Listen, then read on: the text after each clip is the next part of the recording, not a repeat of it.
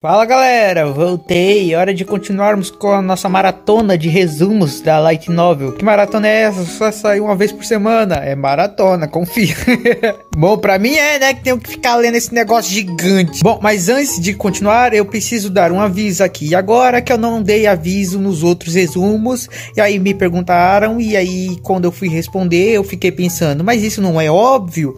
Mas aí acabei de perceber, talvez não seja tão óbvio assim. Como vocês já estão lendo no título, isso que eu estou trazendo é um resumo da Light Novel de Toaru. Isso vocês já devem ter entendido, ao menos eu esperava que já tivessem entendido. Mas como vocês talvez não entendam, isso é um resumo. Eu não estou contando a história de Toaru, eu estou resumindo. Quando a gente resume uma obra, a gente faz alguns cortes. Nesses resumos eu estou trazendo o que eu acho importante para você continuar entendendo a história e acompanhar ela, seguindo em frente, para que quem não assistiu o anime possa conversar com a gente que já tá lá na frente, tipo assim, entender tudo, focado.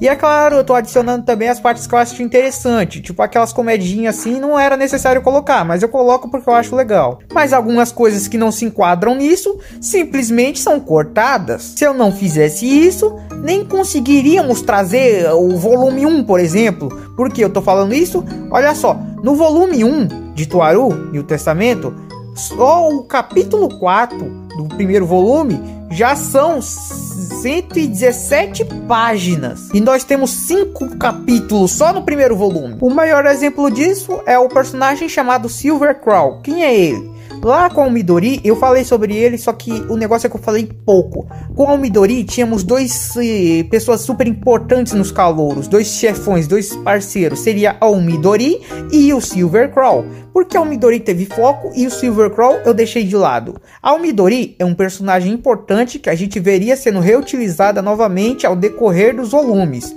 Então ela eu precisava falar. O Silver Crow é um personagem que naquele arco era importante, mas o resto ele é tão nem um pouco interessante, nem importante, que nem um desenho do cara temos. Bota aí no fandom alguma coisa, pesquisa o nome Silver Crow e Toaru e não vai aparecer uma imagem dele. Por isso que tudo que tinha lá dele eu falava, o cara não é tão importante. Contanto que dê pra entender qual é o objetivo dele, vamos reduzir tudo que tem sobre ele. A briga dele com o Chiaki, que foi lá meia hora deles trocando soco lá o negócio, então sim, tem coisas que eu estou cortando.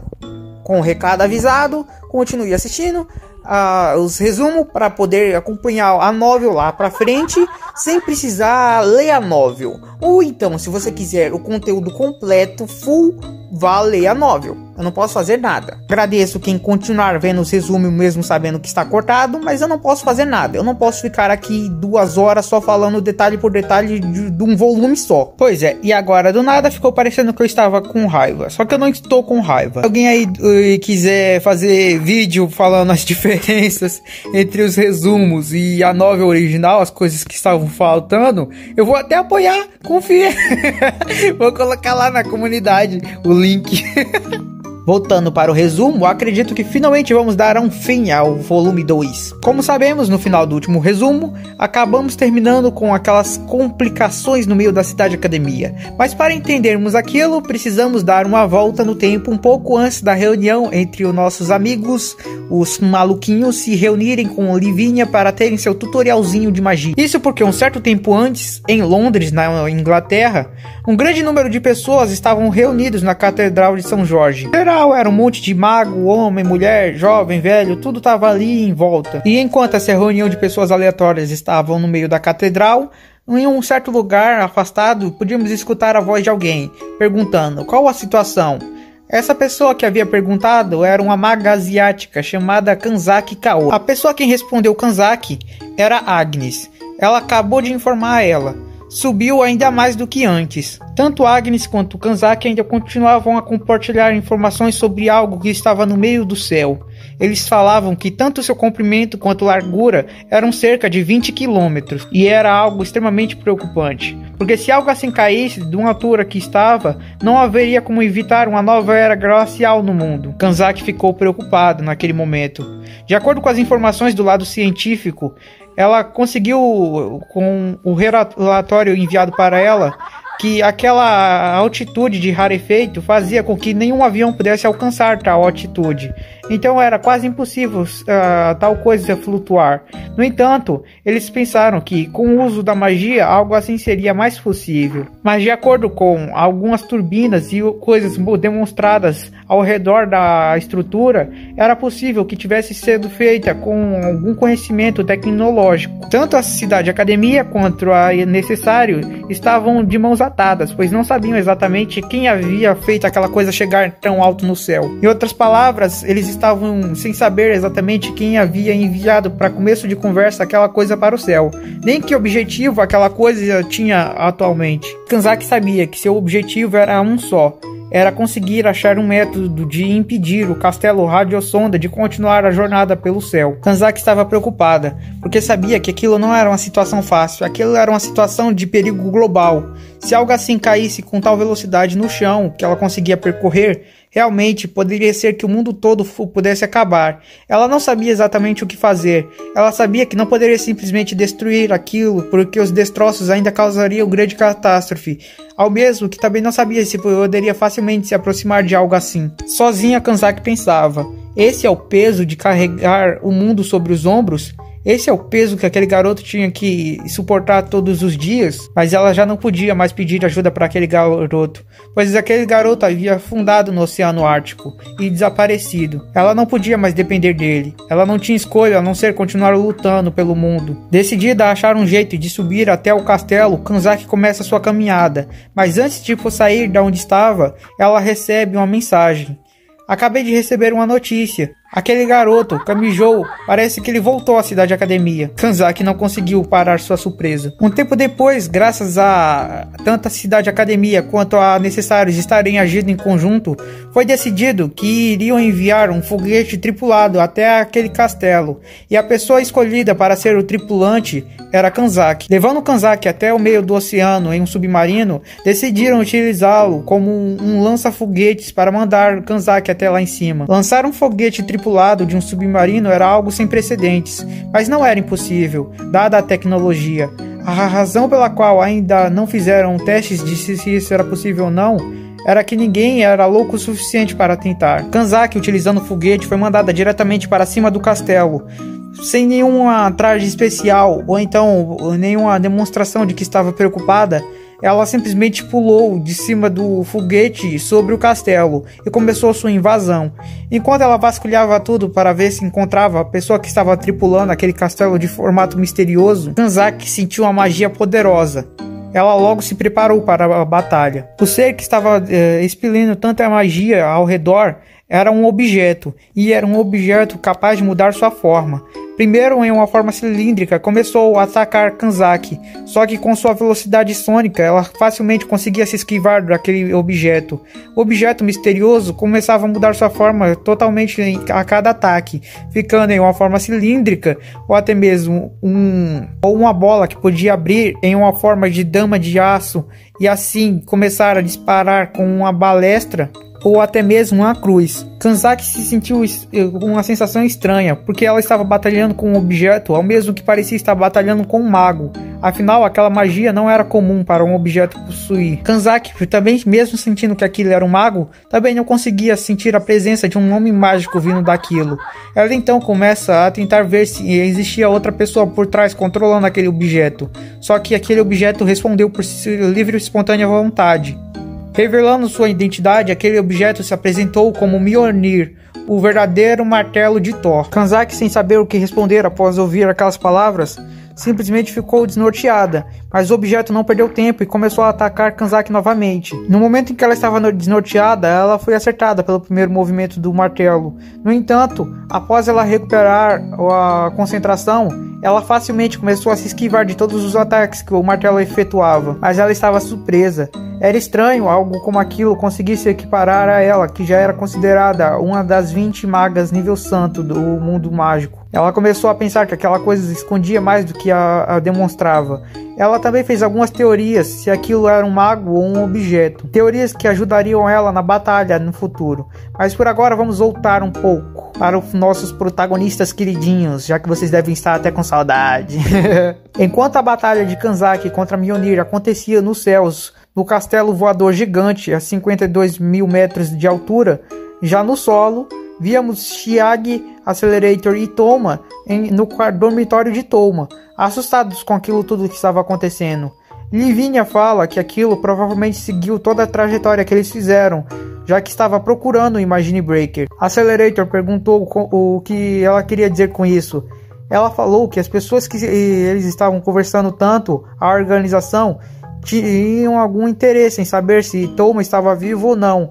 Então, eles logicamente começariam a vasculhar tudo sobre ele e iriam persegui-lo. No entanto, se eles fossem descuidados na perseguição a Toma, provavelmente logo seriam descobertos e as pessoas fariam um tumulto por causa disso. Então, eles pensaram em esconder uma folha no meio da floresta. E ele ficou sem entender. Como assim? Primeiro, eles utilizaram aquela coisa gigante para causar uma catástrofe no mundo. Enquanto todo mundo se concentra naquilo, não vão perceber a movimentação deles por baixo dos panos e vasculhando a localização de Toma. Accelerator. Então por que aquela coisa está ali? Aquilo deve ser outra coisa. Ela também deve estar perseguindo Toma, mas não existe magia de localização que funcionasse nele. Chiage então pergunta, então o que eles estão fazendo? Devem estar utilizando as linhas leis. Eles devem estar colocando rastreadores na última posição marcada pelo Imagine Breaker, já que o Imagine Breaker seria algo como um limpa-neve. O lugar, a magia em volta, fica um lugar sem nenhuma neve enquanto Toma estiver nesse local. Assim eles só precisam colocar um rastreador que fica mudando de localização toda vez que Toma se locomove. Toma perguntou, então se eu sair da Cidade Academia aquela coisa vai me seguir? Olivinha falou, provavelmente, mas ainda não tem como ter certeza. Não sabemos há quanto tempo o rastreador que está na Cidade Academia ficou. Talvez aquela coisa já tenha dado as últimas ordens para o templo gigante lá em cima e ele comece a cair.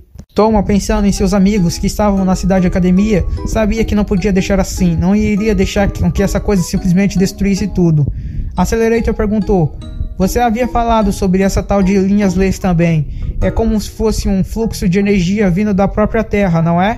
Livinha falou, exatamente. Enquanto a magia nasce da alma dos magos, ou seja, cada um tem a nossa, existe também as outras duas magias que eu havia explicado antes, o Telasmas e a energia em volta da Terra, que é a energia conhecida como linhas leis. Toma fechou o punho com força e ficou decidido a encontrar o rastreador e destruí-lo. Ele não iria deixar ninguém se machucar. E como sempre, ele iria dar um jeito na situação. Chiage fala, tudo bem, herói, mas você já fez, de acordo com o que ela falou, você já fez um monte de coisa durante a guerra, não foi? Sendo assim, você já salvou o mundo. Eu faço parte desse mundo também.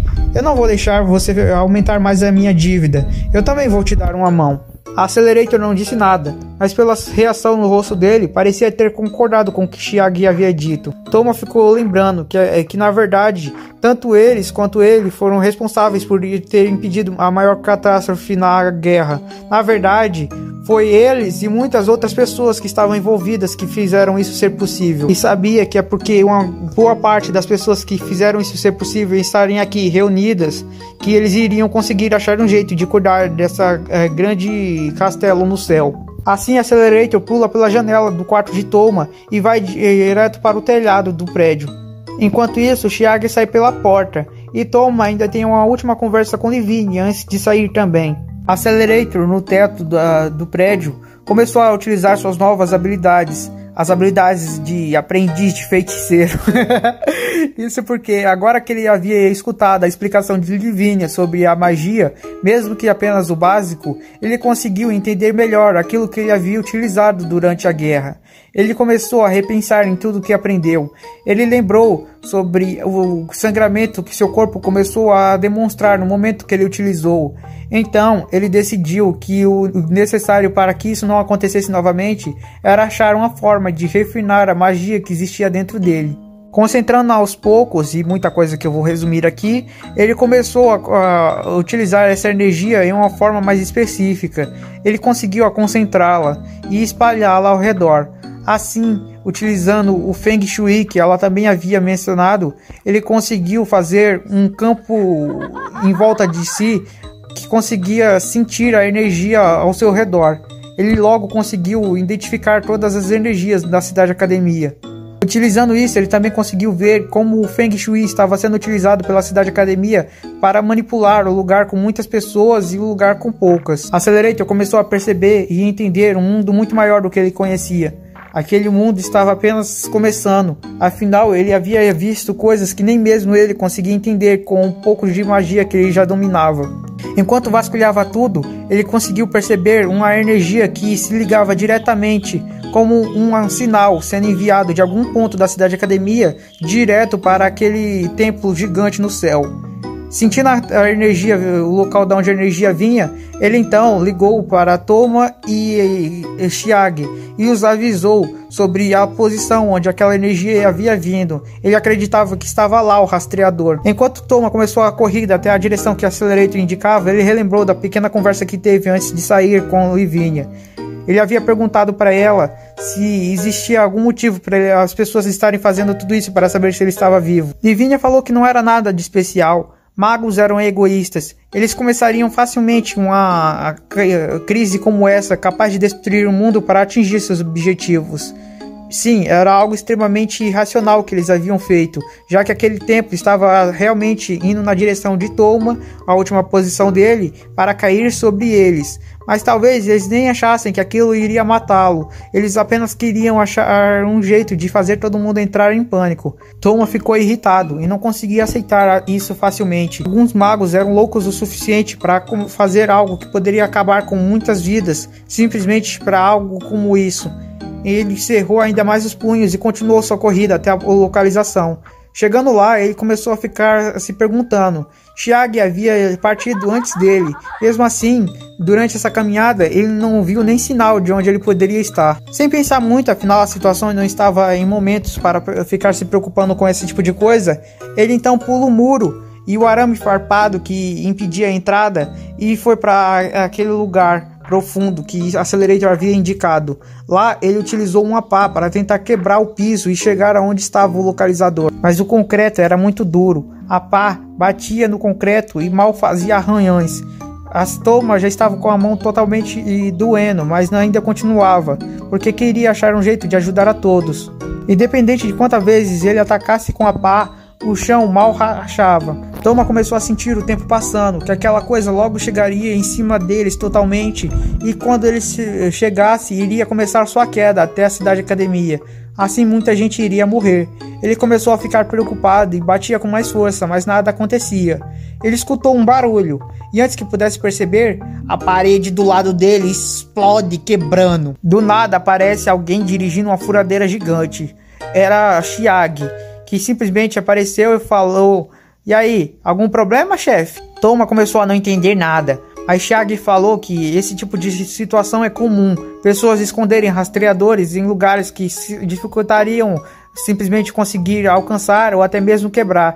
Por isso ele já havia se preparado. Depois que ele saiu do apartamento de Toma, a primeira coisa que ele fez foi encontrar algo assim. Toma ficou surpreso, mas isso era algo normal. Afinal, Chiage não era um Esper super poderoso. Chiage não era um mago super capacitado. Chiage era uma pessoa comum. E quando problemas podem ser resolvidos com métodos comuns, ninguém era melhor do que ele. Assim, Chiage começa a utilizar a broca para perfurar o chão e continua a sua perfuração. No começo, o barulho era extremamente barulhento e rúgido, mas conforme se aproximava do solo, mais começou a ficar um barulho mais macio, até que finalmente a broca pareceu encostar em algo. No momento que a broca encostou, um barulho agudo começou a explodir os vidros ao redor. A broca quebrou e Chiage só conseguiu tirá-la de fora para fora. Após Chiage parar de perfurar e tirar a furadeira, Toma olhou pelo buraco e percebeu que o que a broca estava tentando perfurar agora era um cristal do tamanho de um punho. Ele logo entendeu, aquele era o rastreador. Já lá em cima novamente, vemos Kanzaki ainda com sua luta contra a Mjolnir. Ela continuava a cortar a Mjolnir diversas vezes, utilizando suas linhas e sua katana de 2 metros. Independente de quantas vezes ela cortasse aquela coisa estranha, ela simplesmente se remontava e assumia uma nova forma e começava seu ataque. Começava a ser até mesmo irritante, porque Kanzaki conseguia partir aquilo como se fosse um pedaço de tofu, mas de nada adiantava. Até que aquela coisa começou a fazer círculos no chão. Kanzaki começou a perceber que aquela magia era gigantesca e aquele círculo parecia ser algo perigoso. Ela começou a se afastar daquele objeto estranho e do nada, um som de um relâmpago gigante e estrondoso aconteceu. O relâmpago atravessou a própria castelo e assim destruiu um grande pedaço do castelo voador. Kanzaki ficou mais confusa do que nunca.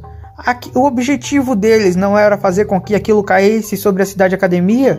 Por que isso, faltando tão pouco, essa coisa começou a destruí-lo do nada? Kanzaki percebeu algo que era óbvio, mas ela mesma havia esquecido durante a batalha.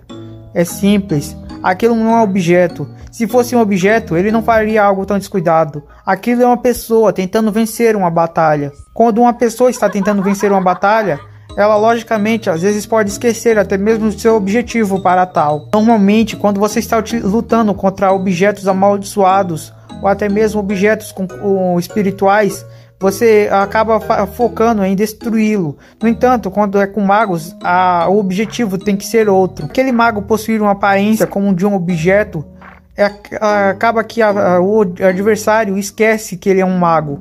Mas eu não deveria ter feito isso. Kanzaki muda seu estilo de batalha, agora focado em derrotar um mago. Após o objeto perceber que Kanzaki havia mudado o estilo de batalha, fica mais preocupado e tenta novamente utilizar o raio. Mas dessa vez Kanzaki foi mais rápida e conseguiu atingir um golpe. Ela focou em fazer com que o objeto parasse de voar. Era claro para ela que aquilo era um mago utilizando magia de voo, mesmo na forma de um objeto. E se o objeto não puder mais levitar, ele ficará preso no chão, pois é um objeto e não pode andar. A batalha que estava unilateral para o lado de Kanzaki contra Mjolnir acabou mudando de lado e Kanzaki começou a tomar o controle da batalha novamente. Kanzaki lembrou o objetivo dela como maga. Ela lembrou de seu nome de mago e o significado dele. O objetivo dela não é ser a mais forte. O objetivo dela é salvar pessoas. O nome dela é a representação desse objetivo e sua magia para tal. O martelo de Thor, após ser atingido pela magia anti-voo de Kanzaki, começa a cair. Um estrondo aconteceu. O castelo gigante que sobrevoava a cidade academia começou a ir para o lado. Começou a deslizar, como se estivesse indo para o lado do oceano. Por causa dessa curvatura que o castelo gigante começou a fazer, o martelo de Thor acabou caindo para fora dele. Kanzaki conseguiu se segurar o suficiente para não cair, mas percebeu que o castelo estava indo para a direção do oceano. Enquanto ela se perguntava, vimos o foco mudando novamente. Agora estamos de olho em Toma e Chiagi. Toma conseguiu esticar o braço até onde estava o rastreador, e ele foi destruído. Na hora que ele conseguiu fazer isso, ele e Chiagi decidiram dar o fora, começando a correr como se tivessem feito alguma coisa errada, porque sabiam, mesmo que a motivação dele fosse certa, eles acabaram de adentrar um território que era secreto e simplesmente fizeram um buraco, tanto na parede quanto no piso, e nunca conseguiriam explicar isso para a autoridade que aparecesse. Eles dão no pé enquanto o castelo gigante começa a cair no meio do oceano. Enquanto o castelo caía, Kanzaki começou a vasculhar para ver se não tinha mais nenhuma pista de quem era aquele martelo, quem era o mago que estava disfarçado de martelo, se fosse o caso, e quem é que tinha planejado o ataque contra a cidade academia. Ao mesmo tempo, Accelerator, Chiagi e Toma finalmente se encontraram novamente dentro do dormitório de Toma. Accelerator vai até onde estava Livine e dessa vez fala para ela não enrolar mais, fale logo, complete logo a sua frase. Livine fala, realmente não posso mais adiar. O nome deles é Gren. Ao mesmo tempo, a Kanzaki, que estava lá em cima, começou a perceber uma coisa.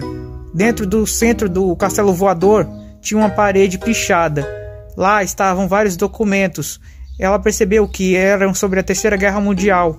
Quando ela tirou os panos que impediam ela de ver todo o grafite, estava grafitado: "Bem-vindo de volta, herói." E assim Livinha termina o volume dizendo: Gremlin, a facção composta de magia e ciência. Já dando um início ao terceiro volume, em 10 de novembro, no aeroporto internacional de Honolulu, a partir das filmagens de câmeras de segurança, podemos ver algo acontecendo no aeroporto. Embora não fosse nem meio da temporada turística de verão, nem meio da temporada turística de inverno, a área em torno do portão estava lotada. Como uma das principais indústrias do Havaí era o turismo, manter tantas pessoas em pé por tanto tempo poderia ser facilmente visto como colapso no sistema. A multidão daquele aeroporto era composta principalmente por turistas, homens de negócios, trabalhadores e pessoas do aeroporto comum. A maioria dessas pessoas estava com crachá pendurado em seus pescoços. No entanto, entre essa multidão de pessoas, claramente dava para se ver duas pessoas que não se encaixavam com a categoria. Por exemplo,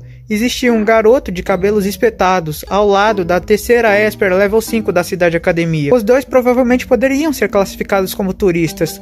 Um garoto e uma garota vagando pelo aeroporto internacional, sem um guia ou pais. Era uma situação meio complicada, mas peculiar. Assim, o garoto, Kamijou Toma, disse: "Eu acho que a Birdway e os outros ainda não estão aqui. Não deveria ser aqui que deveríamos nos encontrar?" Apesar de não conhecer muito a língua inglesa, ele parecia estranhamente acostumado com o exterior. Parecia que aquela não era nem de perto a sua primeira viagem. Quanto à garota ao seu lado, Misaka Mikoto. Eu espontaneamente disse a ele que não deixaria sozinho dessa vez, mas eu não esperava acabar no exterior. Como eu vim parar aqui do Havaí com ele repentinamente? Não tem a supervisora do dormitório nem a Kuroko. O que eu faço? Eu duvido que isso seja apenas uma viagem comum, considerando essa situação. Esse não é o tipo de viagem que só dura um dia, não é? Provavelmente vamos passar a noite. O que eu faço? O que eu faço? E com essa tsundere da vida, terminamos aqui o vídeo. O que aconteceu? Espere o resumo do volume 3 de Toaru Bajutsu no Index. As coisas vão esquentando com a entrada do Havaí. Bom, era isso que eu queria trazer por hoje. Obrigado por assistir o vídeo. Valeu, falou, fui!